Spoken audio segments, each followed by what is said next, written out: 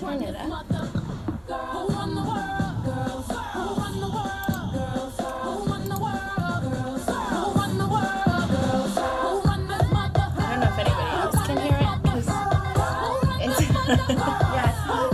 Oh, okay. Are you on two? Yeah.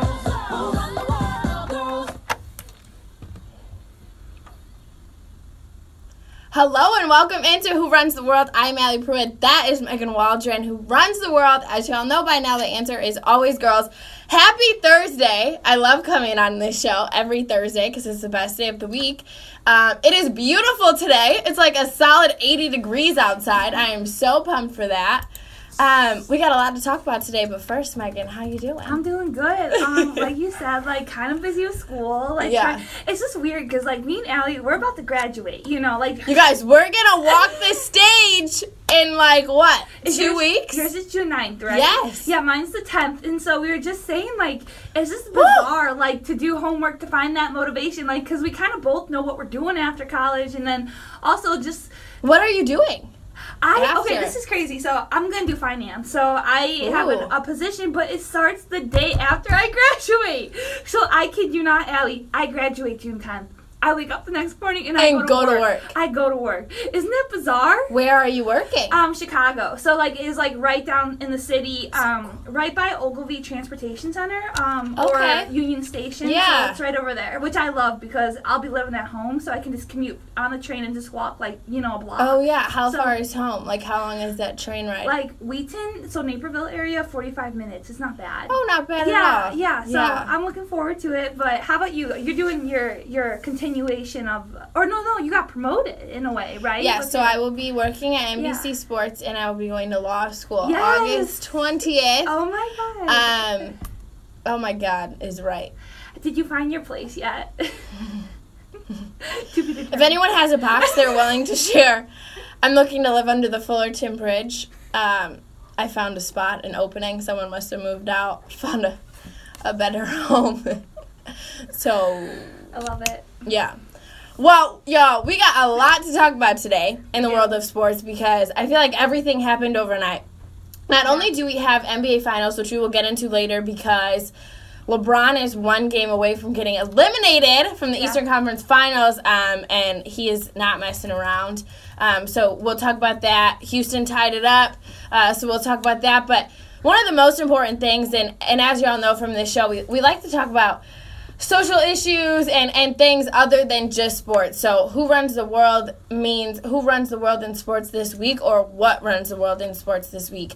And in recent news, as of last night, the NFL came up with a new policy. So as you know from last season, there was a lot of uproar and a lot of different conversation around the national anthem and whether you should sit or stand or kneel. I mean, it was a big thing. You had guys who were kneeling, you had guys who were staying in the locker room, you had guys who were standing, and I hate saying this, President Donald Trump, he came out and made a big ordeal about it, saying, this is so, just Donald Trump words, saying it was so disrespectful and there's meaning behind it. And let's not forget, this all started, and this is where, and we'll get into this new policy in a second, but let's just remember where this policy started. It started with Colin Kaepernick, and it started because he was protesting police brutality. Right. So it was never meant to be a dig at our military. No. It was never meant to be a dig at, just the flag in general, but rather a protest against police brutality, against, government, police forces, against people who are horribly, horribly, horribly, horribly just disrespected and live in fear every day of the police, and it is so wrong and horrible. And that is where this started. So before we dive into this conversation, let's just remember that, because to me, when people are like, it's disrespectful to our military, well, that is not the point. Yeah. And that's not what's happening here. And I think that's where it gets so complicated, is people are like, well, because I agree with you, Allie, 100%, and I think people are saying, well, by you kneeling, that brings the military into it. But it's confusing on so many levels. Yeah. Because like you said, that was not the initial impact. Colin Kaepernick Kaepernick was doing it because of police brutality, and to say our country could be so much better. Oh. You know? Oh, yeah. And I mean, and let's not forget, too, that Colin Kaepernick is no longer playing in the NFL. Yeah. And you cannot tell me that it doesn't have something to do with that. Oh, 100%. I was talking on Sports Flash. All four of us said he is not in the NFL because of what he did, you know? Right. And I think it's just teams are looking at it as a liability, and, you know, you don't really know what his next move is going to be, and I think that's a bunch of crap because you can't tell me he's not, you know, even a backup quarterback material in the NFL. It's just not,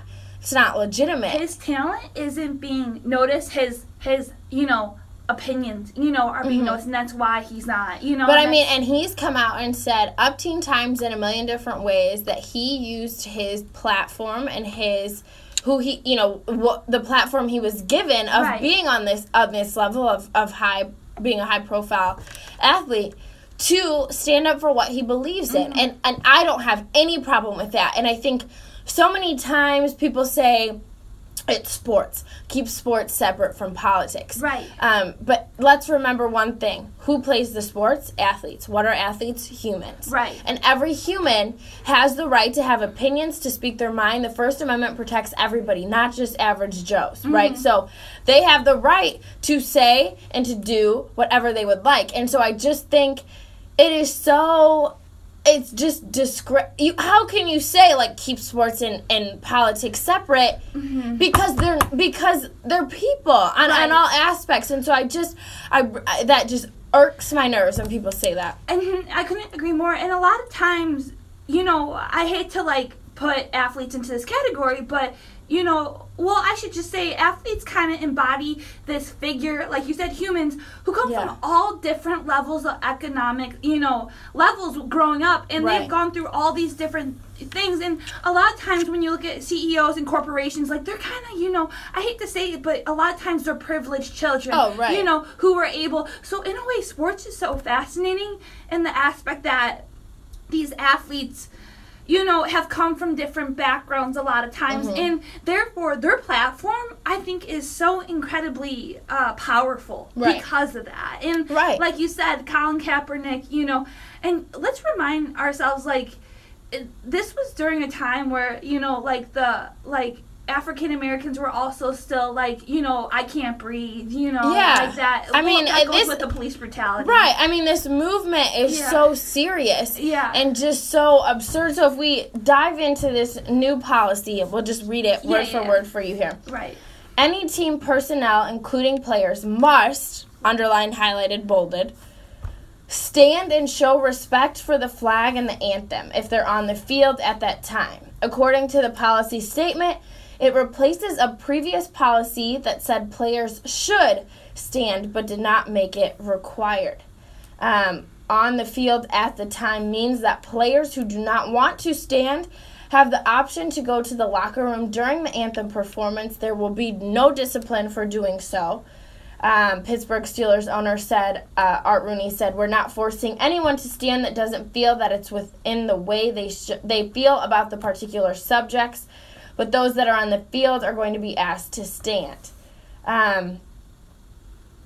It kind of just goes into, like, this article where we gained our information was from ESPN, one of the, you know, top stories, and it kind of just goes on to talk about, like, in a way, it looks like if the player decides to protest on the field, like, say they forego this new policy, the organization and the owner will be, you know, the one that faces the, you know, fine in a way. The players can actually get away with not facing discipline because it's coming down to the teams and organizations set the rules if their players do not condone to this policy. Right. It is in an essence putting it on the teams. Right. What are you going to do? Are you going to enforce this? Because you're going to pay for it if you don't. Right. And my favorite statement that came out was from the New York Jets, and I know you threw it in here, so I'll just read it word for word. Because New York Jets CEO Christopher Johnson said, "If somebody on the Jets takes a knee, that fine will be borne by the organization, by me, not the players. I never want to put restrictions on the speech of our players. Do I prefer that they stand? Of course, but I understand if they felt the need to protest. There are some big, complicated issues that we're all struggling with, and our players are on the front lines. And I think, now here's where the problem lies. Yeah. And this is exactly true, what he said. Yeah. Our players are on the front lines. You, as a white man with a ton of money, who owns a football team or who is in charge of the NFL, you do not know what it is like to face police brutality. You simply do not. Yeah. So it is not okay for you to decide how and how not you can protest. Yeah. Nobody is out here like punching people no. It is peaceful. Right. It is exactly how you should protest. It's getting attention. It's bringing up a conversation. And for Christ's sakes, it is safe. By all means necessary, it is safe. He said, our players are on the front lines. And now let's not forget what just happened. Milwaukee Bucks video just came out. Sterling Brown, did you see that? I didn't, no. Milwaukee Bucks player Sterling Brown goes to Walgreens, parks illegally, takes up a handicapped spot. Right. Police are waiting for him to come out of Walgreens, what should be a parking violation. Right. They end up throwing him on the ground, tasing him. He goes to play in Milwaukee the next day. Obviously, this happened a few months ago, but body cam videos just coming out. Oh, I see. And so he comes out. He's standing there talking calmly to them. I mean, it's all on the video, right? Like, you can't fabricate this. Now, the police report says he was being restrictive and he was yelling, but let's not forget, it's on camera. He's standing there calmly. He's saying, I'm sorry, I just ran in to grab or whatever, blah, blah, blah. Not a problem. I'll take the parking violation, yada, yada. Right. They say, take your hands out of your pockets. And so he starts to take his hands out of his pockets because I have stuff in my hands in my pocket, just so you know. And they... What did he say? I have stuff in my... Stuff in my pockets. Like, I have stuff in my hands in my pockets. Oh, like, okay. Well, so he, didn't just, Oh, I see. boom, right out of the instance, right? Takes a couple seconds. That happens. They grab him, throw him on the ground. All you hear is, tase him, tase him. They tase him. 5 more. They call for another squad car. I can't remember. I think it's 5 more. Squad cars show up. He shows up in Milwaukee he's in Milwaukee. This is where it happened. To play the next day. Bruises and scratches all over his face. It has now come out that he is suing the Milwaukee Police Department because the chief police officer did an investigation and found that it was wrongful. Right? And his statement, I want to find his statement for you because it was just, oh my God, I couldn't believe it. And so we can't forget, this happens every single day. Right. And these athletes, these black athletes, are on the front lines, just as they said. Right. For police brutality. That is what the protest is. It is not a protest against our military. And you know what? This country has protested against our military back during, the Vietnam War. Right. What? Oh my God. No, yeah. If you guys haven't seen that video, you got to watch it. It is so just frustrating. The press release here, yeah. Okay, I gotta read this. It's a little long, but we gotta read this. All right. So he released a statement of his own confirming that he will file a lawsuit. He says, my experience in January with the Milwaukee Police Department was wrong and shouldn't happen to anybody. What should have been a simple parking ticket turned into an attempt to police intimidation, followed by the unlawful use of physical force, including being handcuffed and tased, and then unlawfully booked. He was arrested. They literally arrested him and took his mugshot, but never pressed charges on him. So that tells you something. This experience with the Milwaukee Police Department has forced me to stand up and tell my story so that I can help prevent these injustices from happening in the future. Situations like mine and worse happen every day in the black community. Being a voice and a face for people who won't be heard and don't have the same platform, keyword platform, as I have is a responsibility I take seriously. I'm speaking for Dontre Hamilton of Milwaukee, Laquan McDonald of Chicago, Stephon Clark of Sacramento, Eric Gardner of New York, and the list goes on. Wow. These people aren't able to speak anymore because of the unjust actions by those who are supposed to, quote, serve and protect the people. The common denominator in all of these situations has been racism towards the minority community, the abuse of power, and the lack of accountability for officers involved. The lack of repercussions for police officers involved in so many of these cases is offensive. This is a slap in the face to the victims' families and communities. Black men should not have to have their guard up and instantly be on the defensive when seeing a police officer, but it's our reality and a real problem. There must be mutual respect, and both sides have to figure out how to accomplish it. There is no easy solutions to this problem, but there are strides that can be made to create change. I will do my part in helping to prevent similar incidents from happening to the minority community in the future. He wraps it up by saying, this is bigger than me, my friends, my family, legal team, Priority Sports, Milwaukee Bucks, the Black community, and the communities of all who stand against injustice. Plan to continue to fight. Peaceful support to ensure no further damage to our community is the only way to respond. I know many of you will share my anger and frustration, but for our community to progress and grow, we need to build on what we already have, not destroy it. I will take legal action against the Milwaukee Police Department to continue forcing change in our community. Wow, that's powerful. But it just, it gives me goosebumps to hear that. Yeah. Because he handled that in such a professional way. Yeah. But here's where, we forget. We forget as a community. We forget when we watch sports that these are people who face the same injustices as people on the street. But like Brown said, he has the platform. The voices of Laquan McDonald and such do not anymore. They are dead.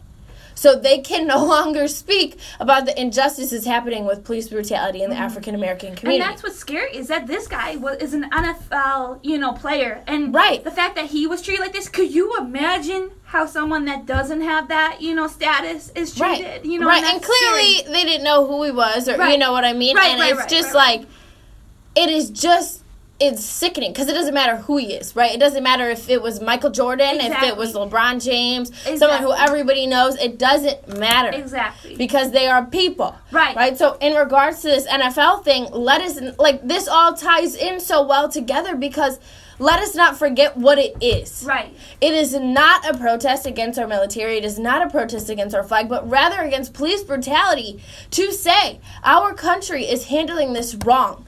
And this is happening every single day, and it has not slowed down. Mm-hmm. This, like he said, this is something that is a threat to Black men every day. Every day. You have to be in fear and discouraged when you see a police officer. That is not right. Like he said, they are supposed to serve and protect. And so, to me, it just really throws me for a loop that now you're saying, and I think this NFL thing brings up so many questions, because, okay, they can't kneel. They must stand. Right. What if they do something else? What if they go out there without their uniform on? Or what if, there's so many ways to still protest, right? And I think, how powerful would it be if a whole team stays in the locker room, right? And nobody comes out? How powerful would it be if they don't wear their uniforms? How powerful would it be if they, put something on them every game, in memorial of these men who have lost their lives? You know what's crazy with all this is that they didn't talk to the NFL Player Association when dealing with this policy, and they referred to them in a lot of other situations, like regarding, so that was pretty monumentous that they didn't go and talk to them. And it'll be interesting. Could you see a boycott of the players, boycotting the NFL in a way, like no team showing up? Oh yeah, and I think it won't be everybody. You know what I mean? Because the NFL is diverse in where people come from. So you have to remember that, because these people come from every which way. You know what I mean? So you are going to have people who do not. I think it was Pittsburgh last year, where that guy was the only one. He was a military vet, and he came out and he stood and nobody else did, or whatever, right? And, he was saying, this is what I do. I didn't mean it in any way against police brutality. Yeah. But, I'm here because I'm a vet, and I just know that I stand for the anthem. There's so many different backgrounds here, right? Like, you have people who look at it and don't understand what really is the protest. You have people who know what the protest is and just don't participate. Right. You have people who are a part of this protest. And I just think that these players are going to find another way to protest and to raise awareness. They have the platform. They have the power.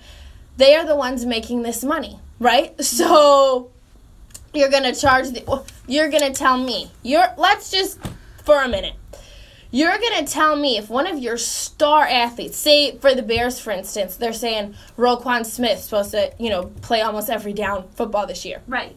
Supposed to be a huge star.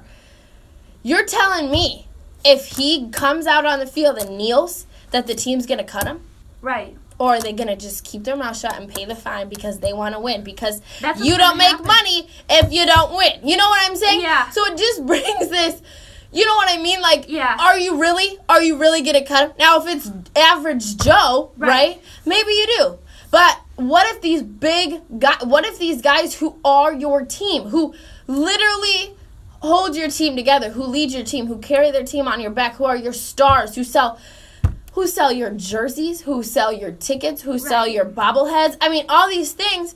What if they're kneeling? Are you literally going to let them go to another team? And I mean, don't think so. I was watching Good Morning America this morning, and they were saying, you know, as a player, right, you see a team like the New York Jets who are saying, listen, the CEO's like, the organization's not paying fines, I'm paying fines. Right. If you want to do it, I'm paying for it. Right. There will be no ifs, ands, or buts about it. Would I like you to stand? Yes. But if you feel like you need to kneel to get your protest across, then I'm paying the fine. Right. Now, as players, who do you want to go play for now? Right. Right? Are you going to want to play for, I'm just looking through some of these statements.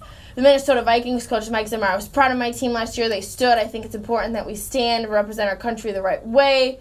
I probably shouldn't get on a tangent, right? But a lot of people have died for that flag. That flag represents our country and what we stand for. I think it's important. I'll stop there. Can I ask you a question? Because what we've been stating a lot is that there's this misconception of why people, are doing this. There is not one NFL player who has kneeled who has said, no, there's been not a lot of people who have died for our flag. No. Everybody recognizes that there are millions of people who have died for this flag and who have died for this country. A lot of times, people's ancestors who are kneeling, let's not forget. You know what I mean? Like, how do you decipher, here's my thing, how do you get this message across? We aren't disrespecting the military whatsoever. Do you think in a way almost that Colin Kaepernick could have done a different, sign of protest, or just because it's so frustrating in a way that people are misconception, taking it the wrong way, right? And I can, in a way, if I put myself in their shoes, I can kind of see why they think that. But if they dig deeper into the issue, which is I think the problem of a lot of Americans is that we don't do our research, right? So it'll be interesting to see if the players, like you said, take off their jerseys, because that's not dealing with the flag, and that's still making it a protest. And I think and I do get what you're saying. What if, he would have done something different? Now, here's the thing. Right. How much attention has this brought exactly. to the issue? That's where I was So it's just I think he knew exactly what he was doing when he did it. It was powerful. Yeah. It was peaceful. Yeah. That's the thing. Is just some people will argue it wasn't peaceful, though. That's the only thing. But to me, and this is your definition of peaceful, right? My definition of peaceful, if you are not, and he did not, slander anybody, right? He wasn't out here blah, blah, blah, about people saying they're horrible people. No. He did not hit anybody. Right. He did not throw rocks at anybody. Right. He did nothing. He kneeled. Right. Then he got up and he played the game. Right. It was so just in sync with everything. Mm-hmm. And he did that alone. Mm-hmm. Let's not forget, he did this. He started this alone. Mm-hmm. He did not band together a group of 20 guys to do this. He did this by himself. Yeah, and he knew, right? There may be consequences for this, but I don't care because it is important to me. And until I do something that people are going to notice. Right.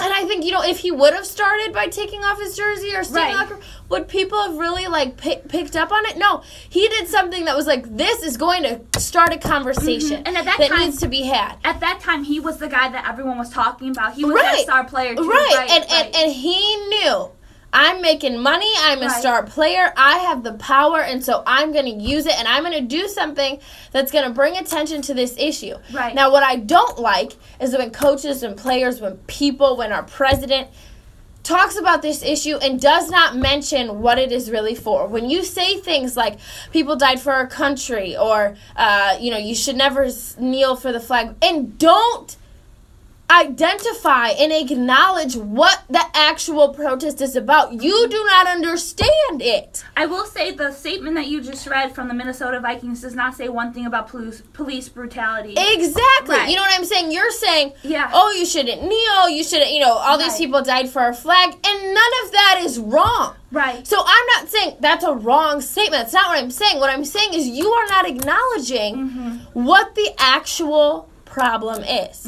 And so, like how I loved what the New York Jets gave out in a statement, and it was just the CEO, Christopher Johnson. It was not the actual organization, but he said, would I like you to stand? Yes. But if you don't, I understand why. Our players are on the front line of this issue, and I will pay that fine for you because I understand. Right. Everyone else who does not say, I understand what the protest is for, you are turning away from the issue of police brutality, and that is not right. And you know what, Mr. Mike Zimmer? I highly doubt you have ever faced police brutality. Right. Or lived in an area, where you see police brutality. Right. It is just, when you don't acknowledge it in your statement, you are pretending as if it doesn't exist. And that is the problem. No, couldn't agree more, Allie. I feel like, man. I get so fired up about this because it's so frustrating. No, it happens every day. The misconception. And people who do not acknowledge it are the reason it continues to happen. If we all stood here and said, police brutality is real, black people in America are horribly just face so many injustices, we need to fix this problem. If we all just admitted that truth, maybe there would be change. Right. And change is what we need, and change will not come unless we all face this reality. And when people don't face the reality and turn the conversation to our military, and don't get me wrong, our military is so important. I thank God every day for the men and women who give their lives for this country. They are heroes. There is no taking away from that. Yeah. But it has nothing to do with police brutality, and that's what we have to remember. Yeah. No, I couldn't agree more. And just to touch on, I can't. It still perplexes me as to why these men didn't go and talk to the NFL Player Association, because it almost goes into power and authority and the struggle for equality and just injustice, like we've been talking about. Just the fact that these men who are not, dedicating their lives day in and day out to this brutal sport in a way, like it's not an easy sport whatsoever to play. They are competing every single day to help these men win all this money. You know what I'm saying? And it kind of frustrates me that they don't even... NFL coaches are making millions of dollars off of who is on your team. You didn't pick them, for Christ's sakes. Right. You coach them. Right. And so for you to turn your back and say, military, no. Like, why would you not support your players? The NFL looks corrupt in a way. It just looks messed up. The system looks messed up. up. There was a hashtag going on, NFL collusion. And I mean, it just is a play off words off of President Trump, with all his collusion talk that he blurts out every day. Chris Long came out with a statement. This is a fear of a diminished bottom line. It's also fear of a president turning his base against a corporation. This is not patriotism. Don't get it confused. These owners don't love America than the players demonstrating and taking real action to improve it. To improve America. Let's just put that out there. It also lets you, the fan, know where our league stands. I will continue to be committed to effecting change with my platform. I'm someone who's always looked at the anthem as a declaration of ideals, including the right to peaceful protest. Our league continues to fall short on this issue, and that, again, is another issue. What does the national anthem mean for you? And that's kind of open for interpretation, but let's not forget, like I said at the beginning of the show, the First Amendment. There's no coincidence that it was the first, right? Like, hello, people. The people who made our Constitution and decided what was going to be the First Amendment. Right. You don't think it had anything to do with kind of an order of importance? They just threw it out of a hat. Whoa, 12, 13, 12. No. The First Amendment is important for a reason to the people who founded this country, to the people who live in this country today. Right. The right for free speech, free religion. Like, that is a right. Right. You have the right to do that peacefully. And we've seen this back in Martin Luther King era and Nelson Mandela, right? Peaceful. This is peaceful. This is about as peaceful gets, right? Now, you've seen people who have rioted, who have protested, and I don't think there's anything wrong with that either. But this is 10 times more peaceful than a riot or, in the street protest. Right. This is literally someone taking a knee. Right. For those who have lost their lives to police brutality. Right. And for you to say that is not what's being talked about here, that we're talking about the men and women who lost their lives. You can ask any NFL player who has got down on one knee, and I don't think there is one who will tell you, oh, I disagree with the fact that, that men and women died for this country. You have every right to take a knee if you want to take a knee and protest against this issue that is happening. And I just keep going back to what Christopher Brown said from the New York Jets. Our players are on the front lines. And so for you to have such a strong opinion on this issue when you have yet to face police brutality yourself is just wrong. How can you do that? Right, and that's what I respect about CEO of the New York Jets, Christopher Johnson, is he doesn't even try to even, because you do see, like, people trying to be fake or trying, he doesn't even try to come out and say that he's experienced this. He just says, I understand in a way of what you're going through without me going through it. Like, he doesn't try to BS his way around it. He's like, you guys, I want to give you your right because clearly we come from different backgrounds. He doesn't try to, fluffy it up into like, oh, like I completely, Right. He's trying, exactly. He is admitting, listen, I've never faced this. Right. I don't know what it is like. And I'm sitting here talking about this, and I don't know what it's like. Yeah. Right? Like, I am a white woman in a country where, women, that's a whole nother issue, but I am white. Right. So I don't know what it is fully like to be walking down the street. And I mean, after this whole ordeal came out, Milwaukee Bucks with Sterling Brown, there were a spokeswoman that came out in Milwaukee, and she said, it is not right that black people in America should be afraid to go from one side of the city to the other because you don't know what's going to happen in between. And so that is the issue. That is the issue. And so when you talk about this NFL thing, I am just not a fan. I am not a fan of saying that you cannot kneel without getting fined. And I am so interested to see who does take a knee.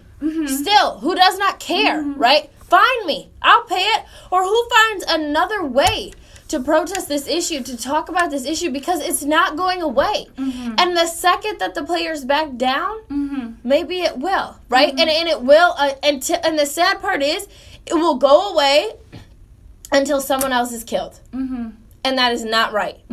You hear about it when someone is shot to death on a street, unarmed, with a box of candy or a hood on or whatever, who was killed for that reason. And then we will hear about it again.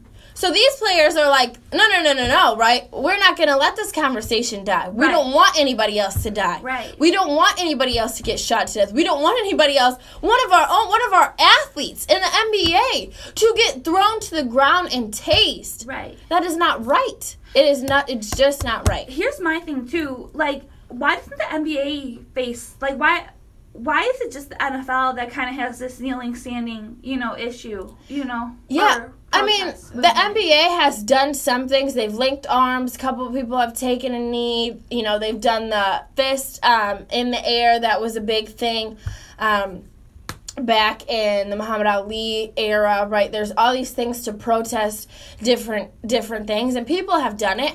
And more importantly, people have spoken on the issue in the NBA. They've really made their voices heard on this. I think now that it has actually happened to an NBA player, it'll be really interesting to see what happens now that this all kind of broke. Please. And the thing is like, this happened, like he said, in January, right? And we didn't really know about it. Now this police video has come out. It could not have come out. And you're like, whoa, yeah. It's just not right. So it's just so frustrating. Yeah.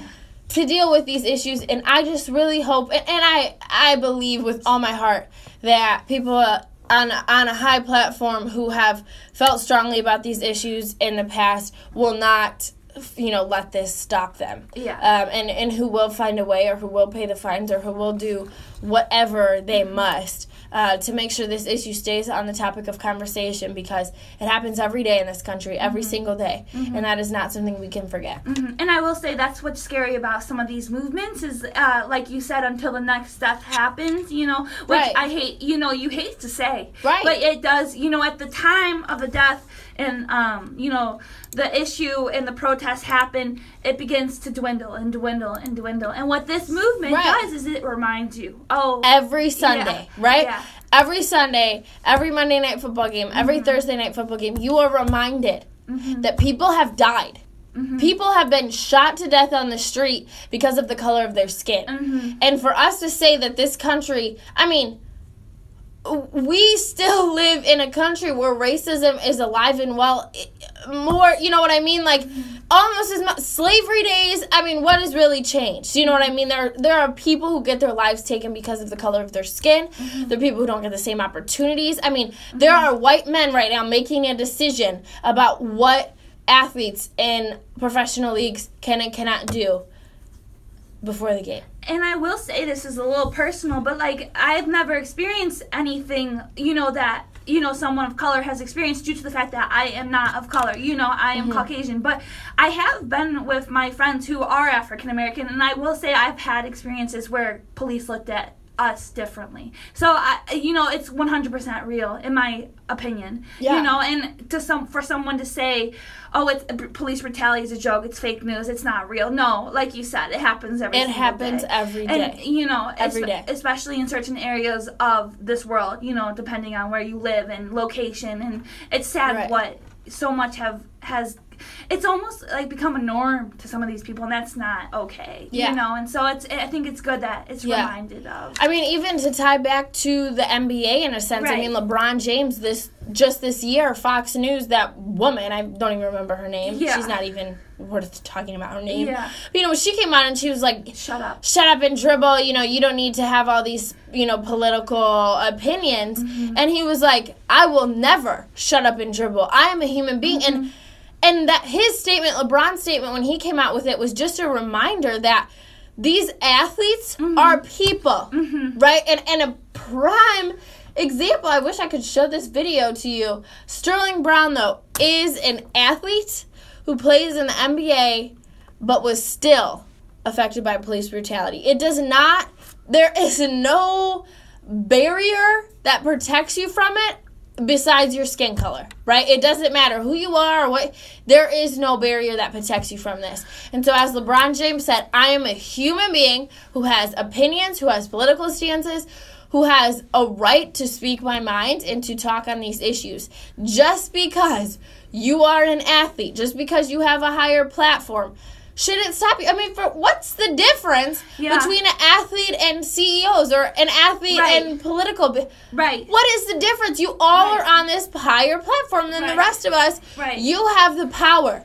Use your power for good. You know what I mean? If you're using it for bad, then I have a problem. You're using your power for good to make change. What is the problem with that? There is no problem with using your power for good, right? We should live our lives every day to use the power that I have, whether the power you have is over the world because you're an athlete, over maybe just your classroom, maybe just your family, your friends, if you're a teacher, your students. Whatever you are, whatever power you have, you should use that power to make change. For good. To make good change. And if we do that, the world will be better. But instead, we have people who are using their power for their own selfish being. And that is where we run into these issues. Our police, and I'm by no means dogging the whole police department, right? There are good police officers out there, right? That is not, you can't group together the whole thing, just like you can't group together any group in society. You simply cannot. So that's not what I'm saying. I'm not saying that police brutality, all the police departments in the world are bad. Police face a tough job. We understand that. We're not saying that, these issues are easy to handle. But what I'm saying is, there are police officers who have shown that they are using their power for bad. to kill people. Right. To shoot people 16 times on a street. Right. To tase people who just parked illegally. You're trying to tell me that an illegal park is worth being thrown on the ground, arrested, booked, and tased? Because I'll tell you right now, I've parked illegally. Have I ever gotten tased? No. Have you ever gotten a parking ticket? Oh, yeah.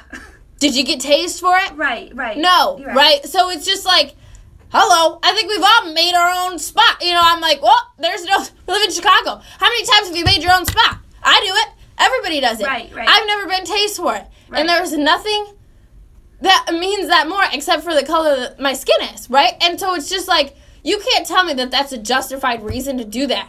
And, to have however many police cars, 6, 7 police cars, I mean, come on. It's such an issue that really, we can never stop talking about it. And so I think now we got this issue that, the NBA comes up, then the NFL comes up, and then, you know what I mean? It's just like, let's keep adding to it. We've had high schools who've taken a knee. We've had so many different things. And the more we come together to talk about this issue, the better change that can be. Yeah. And no, I couldn't agree more. And it'll be interesting to see how these players react. Like you said, will they still take a knee? And then I think they will. Yeah, I think they will do something. I do not think this will stop them, and I hope it doesn't. Right. And if I had the money, I'd pay every fine. I just think it's absolutely ridiculous, And I will say, because I was reading this article briefly on ESPN, it talked about why the NFL needs to learn from the NBA. And just in the first paragraph, it kind of talked about, trust and authenticity. And I think that just the fact, once again, I keep repeating this just because it kind of blows me in a way, like that the NFL organization didn't talk to the players before they made this policy. And I think that's also an issue, is this trust,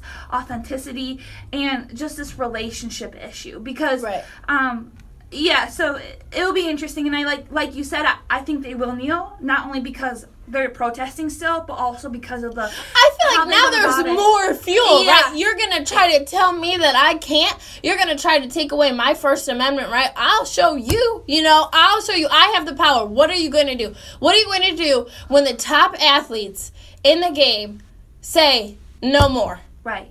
No more. Right. What are you going to do? Cancel? Right. Oh, sorry, Sunday's NFL game has been canceled today. We have no one here to play. No. You're going to do whatever you take because guess what they care about? Right. That money. Right. And the money ain't coming in unless you got people out there performing. It's just the decency of, being a person and understanding the injustices that these people are facing. Haven't they made their message heard to you? Right. And how are you guys not working together? Right. That's my thing too. The NFL just looks so sketch to me. But we'll see. All right, you guys. Well, it was a great conversation. If you have any thoughts, opinions on that, we would love to hear them. So send them our way. We're going to take a quick break. When we come back, we're going to do our hot take questions for the day. Our favorite segment will lighten the mood a little bit because I feel like we just got real deep. So some fun questions. Stay tuned. So we're going to take a quick break. You're listening to Who Runs the World on Radio DePaul Sports, the student voice of your DePaul Blue Demons. The answer is always girls. I'm Allie Pruitt. That's Megan Waldron. We will be right back.